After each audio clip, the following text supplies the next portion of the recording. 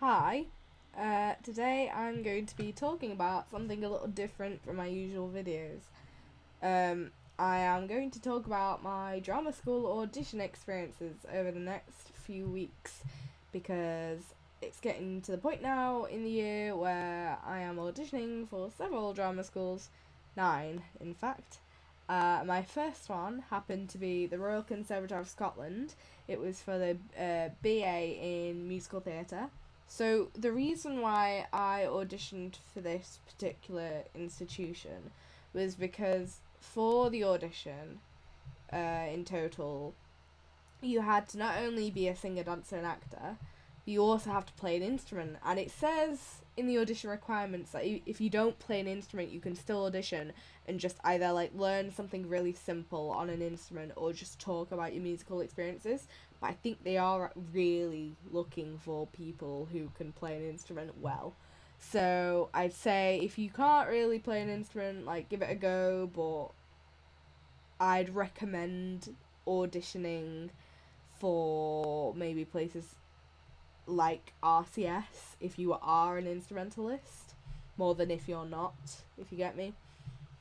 So, when you get your email, because you have to apply through QCAS if you're from the UK like me, I'm not sure about international applicants, but if you're from the UK, you go through QCAS, which is a completely different thing to UCAS. It's a completely different thing. You can Google it or whatever, and you apply through there, and you pay your audition fee when you send the application instead of in UCAS.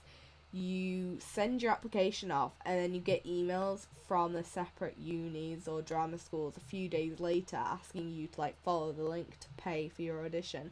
Whereas for UCAS conservatoires, which is QCAS, you have to pay immediately for the audition as soon as you send it off. So that way you're kind of guaranteed a date and a quick reply. So when you get your email through for RCS, you get a timetable of basically what the audition's like. So in the initial audition, you get to perform in a dance call.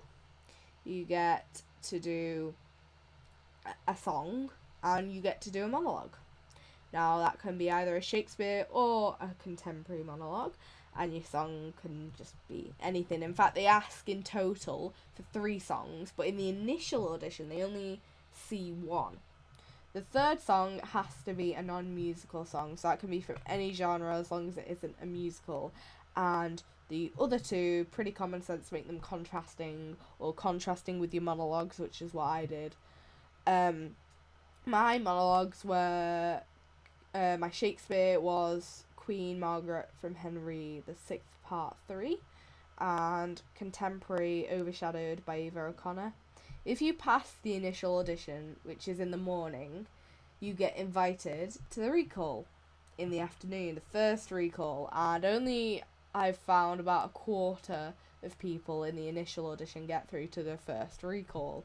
So in my case, there were over 30 people there, and only about 7 people got through to the first recall.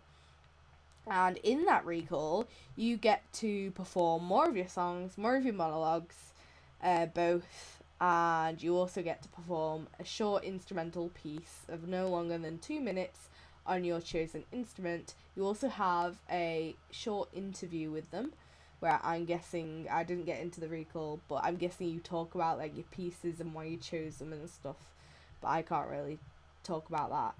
And then if you pass that, you get invited to a second recall on the Sunday, in my case, or rather the next day, which is why I had to book for 2 nights in my hotel and not 1, because I didn't know how long I was going to be staying there. Having known that I wasn't going to get into the recall, I could have just booked for 1 night, but I didn't. Because I didn't know. You write down all your songs and all your monologues and stuff, and also instrumental experience on a sheet that they email you, and you have to also attach a passport-sized photo to it, and you have to give that sheet in, you have to print it out and give it in at the actual audition. Some people forget to do that because they don't see it on the email or they forget to print it out. So at my audition they had spares, but I had mine, so it was all good. Okay, so now on to the actual audition itself. So when I went in, there were a bunch of first year students and they took my name down and then they guided me into this waiting room where there were like 30 people already there. I sat down, I talked to a few people, and then the guy came in and explained the routine, explained the format of the day. There were 3 different groups, and each group had a dance call and then a time slot for your solos, which you had to do your song and your monologue together. You couldn't go out and in, out and in. You had to do them together in one session. And you had about 10 minutes. And so in the groups, one was session 1, one was session 2, one was session 3. And one was like 9 till 10:15. 2, which was mine, was like 10:15 to like lunch. And then session 3 also went until lunch but started a little bit later and earlier at the same time, because session 1 was like dance call from 9 to like 10 and then solos after that. While they were doing their solos, session 2, which was me, did the dance call, and then when we were doing our solos, session 3 did the dance call, and as session 1 was doing the dance call, session 3 were doing their solos. So it was a way to sort of fit in everybody at once. So we were split into like groups of 10, also then split into groups of like 5, and I was last in my group of 5 to do the solos. So that was a bit nerve-wracking, but I went with it. So now on to the actual aspects of the audition. So my group and the second group started off with nothing because we were waiting around for an hour and a quarter. So we just took that time to gather ourselves, like gather our thoughts together, like run over anything we needed to run over. And then at 10:15 prompt, we were asked to get a number on a sticker. I was number 5. And we were led into this dance room, this studio, and we were asked to put all our bottles down at the side, and we did our dance call. So the warm-up just so happened to be the exact same warm-up that my college does in their dance lessons. So I felt pretty good, I felt pretty prepared. They just basically get you to like do star jumps and like star jump squats and a bit of like toning and like a bit of isolation stuff and some corner work as well, which they went through. They briefly showed us what to do on the right side, and then we had to do it automatically on the left side, which I was a bit like intimidated about, but I got through everything like just fine. The corner work especially, there were like straight leg kicks, straight leg kick turns, pirouettes and pirouette preparations, other stuff that I can't really remember, but they just want you to perform basically. They don't want you to not perform but get it right. They want you to maybe get it wrong but perform, which is exactly what I planned to do. The left side threw me off a little bit, not gonna lie, but the right side definitely. I performed, did my best. Corner work, you split into like pairs. So I was paired with number 6. So it was like 1, 2, 3, 4, 5, 6, and you follow on from the previous pair really quickly. So like it goes like bam, ba, ba, ba, next pair, ba, next pair, ba, next pair. Like you don't just wait for them to do the entire sort of corner work routine. They do like one of it and then you have to follow them on. So it's really fast paced. And then it came to the routine, and the routine was so hard. Oh my god. We did it to Sing Sing Sing by Bob Fosse. Like the choreography was by Bob Fosse, obviously. And it was so fast. Like not just how they taught it, but the moves themselves were fast. Like if it had been like a ballet like sort of porta bra thing, I would have been fine. But no, it had to be like jazz, like it had to be fast jazz, like ba ba ba. I think they just chose that because they wanted you to perform it again. And by this point, I had gotten like a cough, because I was so dehydrated. I was just coughing everywhere, and I was like, oh my gosh. So I struggled through the routine. I was at the front. I was wearing this bright purple dress in a sea of black leotards. Like, I had a leotard on, but the dress was really floaty as well and really short. So I was just a splash of purple. I stood out like a sore thumb. And so we did the routine, and then we ended up doing it in small groups of 5. And like, they had 3 at the front and 2 at the back. And then we did it a second time where the 3 were at the back and the 2 were at the front.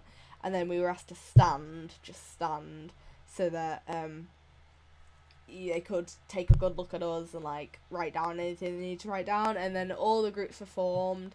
And after that, we were free to go, and we went back into the rating room. And oh my god, I was so breathless. I was still coughing, and so I had a lot of water. Luckily, I was 5th in the solos. Like, it got to my throat all right.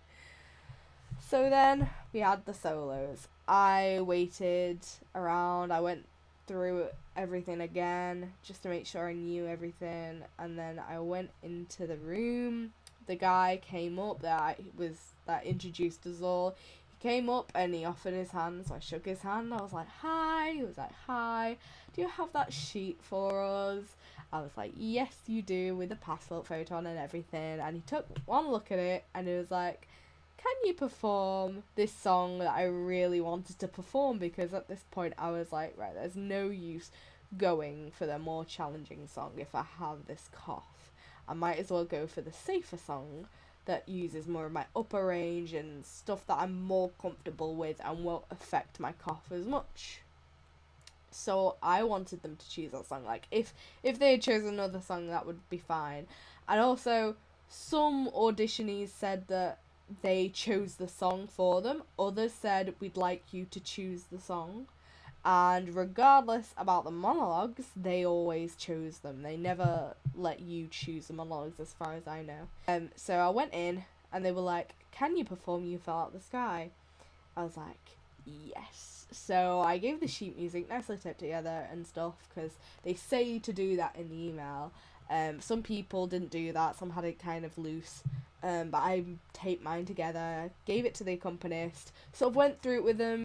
But for the introduction of You Fell Out the Sky, it has like some bits that are held notes for longer than it says on the sheet music. So the accompanist, Robert, he was like, okay, it's okay, I'll just follow you until we get to the tempo bit, and then I'll obviously keep in time with you. So I sang it, and everything went literally like almost perfectly. Like, genuinely, I don't think it could have gone better. Probably could have, because I didn't get in the recall, but I felt like it went so well. And the main reason for that was because I didn't cough, but also because then after performing the full song, they said to me, that was very nice, Ruth. Would you perform another song for us? And I was like, okay, yeah, sure. So they were like, okay, we'd like you to perform Shopping Around for us. I was like, really? The song that will probably trigger my cough off. Luckily it didn't, but my voice broke twice in it. It's a very chesty song. So I gave my sheet music to the accompanist again, and then he messed up at the beginning, but I just kind of kept along with it. I didn't let it affect me, because I was like, it's probably just quite a hard song to play. I don't know. Like, I know how to play the piano, that's my instrument, but like, he's probably just had a long day. Like, I'm last out of the 5. So I sang it. And they said beforehand, we're probably gonna stop you. And they did, so that was fine. And then they chose my monologue for me, but the woman said, she was like, can you perform your Shakespeare for us? I was like, yes, because Shakespeare is my strongest monologue out of the 2. I just really hoped they would choose my Shakespeare, and they did. So I was like, yes. So I performed that, and I gave it everything I could, and I noticed, because I was looking above like their heads, I noticed out of the corner of my eye the woman was like nodding. I wasn't sure if she was nodding because she liked it or because she knew the monologue so well that she was like repeating it in her head, but she was nodding, so I took that as a good sign. And then I was like, thank you, and they were like, thank you, the list will be put up at the end around 1 p.m. If your name's on the list, then we'll see you this afternoon, and if not, we'll see you later. And then I took the sheet music from the accompanist, and I was like, thank you, Robert, and he was like, have a good day, and I was like, you too, thank you. Took my folder, took my water bottle, went out the room, and was like, that was such a good audition. I was buzzing. I sat down in the waiting room and waited for about half an hour, had my lunch, and then the list went up and my name was not on it, and I was a little bit disappointed, obviously, because I thought I'd done really well, but only 7 people, as I said before, had gotten into the afternoon out of 30 plus people. Only about a quarter of the people, and so I don't feel too bad about that, because like I still have 8 more auditions to go to. It's okay, like it's not the end of the world. But having said that, Glasgow is such a lovely place. If you're thinking about applying to Royal Conservatoire, it's such a nice place as well. All of the students are lovely, the staff are lovely, they don't belittle you at all, they don't make you feel like you're awful. Like, they were encouraging us in dance. They even had like an easier version for people who've never done dance before in their life. For corner work, they let you do it at double time, half time, like slower. And they were so supportive. Everybody was just so lovely, not just in the conservatoire, but also throughout Glasgow. Everybody we spoke to was so nice. The hotel, which was Travelodge, was also really nice. I had a lovely experience in Glasgow. I would definitely go again, so that's another reason why I'm kind of sad I didn't get in. But, on the other hand, the simple fact that they asked me to sing more has just given me so much more confidence, because like, it was like them saying to me, like, we're interested in you, we like you, we want you to show some more stuff to them. And although my voice cracked, I did everything I could, because I was like, this is my chance to like show them they're interested in me. This is my chance to show them as much as I possibly can. They've asked to see more, so I'll give them more. But just the fact that they asked, and the implication that they were interested in me, and the fact that they, like, I don't know if she was nodding because she was enjoying my monologue, but all that stuff, and just the feeling that I got from the audition, I just felt so good for a first drama school audition in my life. It was such a good audition. I hope all my other auditions now live up to that one. So that was my experience. If you have any more questions, feel free to leave them down in the comments. I haven't seen any other videos on YouTube about the musical theatre audition, only about the acting, but that didn't really help me because it's an entirely different format. I hope you enjoyed the video. I hope you found it useful, and I'll be continuing to do these sorts of videos about my future auditions. My next one is in Bournemouth for Bournemouth Arts University for the acting course on Saturday, otherwise known as the 28th of January. See you later. Bye.